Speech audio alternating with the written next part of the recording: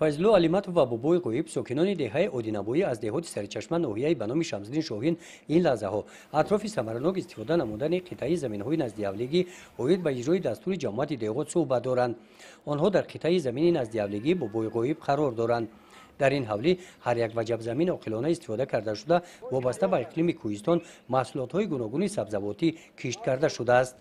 ذخیره نزدیاولگی از کارتشکا حاصل فراوان میگیریم، از پیاز میگیریم، کاش نیست، همه یگان ای بازار خرید نمیکنیم، فقط ایخنمون میرسه زیادی میکنه و زیادش در بازار میفروشیم.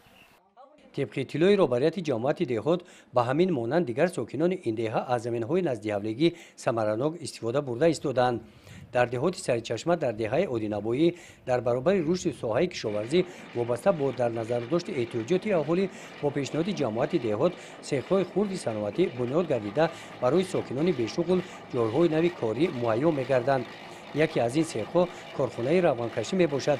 بابای فضلو و بابای غویب و دیگر ساکنان این دهه و ساکنان دهه‌های گرد و اطراف محصولات‌های از زمین جمع‌آورده‌شان را در همین کارخانه کارکرد می‌کنند. اساساً دو نمودی روغن استحصال میکنیم. گلی ماسر، اساساً زغیر. طلبات مردم چقدر؟ طلب ما راستی در حقیقت در اینجا کارکرد میکنیم. خیلی محصولات‌های مردم با مردم خدمت رسانی میکنیم. انا محصولات‌های مردم آورده را کارکرد کرده. همچون آسیو. همچون جوز، همچون آسیو خدمت رسانی میکنیم. چند نفر کار میکنه اینجا؟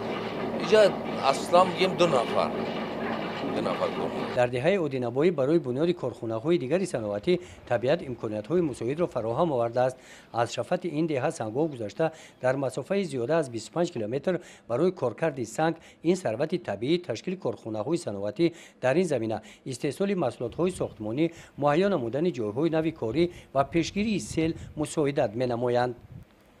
گزارش خواجه نظریف خدای نظر ظهوروف از دهات سرچشمه ناحیه به نام شمس‌الدین شاهین برای برنامه اطلاعاتی نوید